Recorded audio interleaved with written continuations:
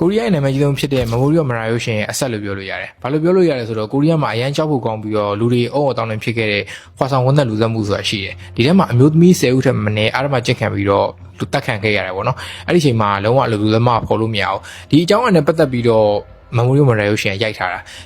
အထဲမှာဇလန်ပြီးတော့အထဲမှာလည်းအပြင်မှာလူသက်သမားမပေါ်သလိုဇလန်ထဲမှာလူသက်သမားဆိုတာမပေါ်ခဲ့ဘူးပေါ့နော်ဒီတော့အခု2019ခုနှစ်မှာအဲ့လူသက်သမား DNA နဲ့စင်ပေါ်သွားပြီတကယ်အပြင်မှာလူသက်သမားပေါ်သွားပြီအဲ့ဒီအချိန်မှာအခု The Scarecrow ဆိုတဲ့ series ရုပ်ရှင်က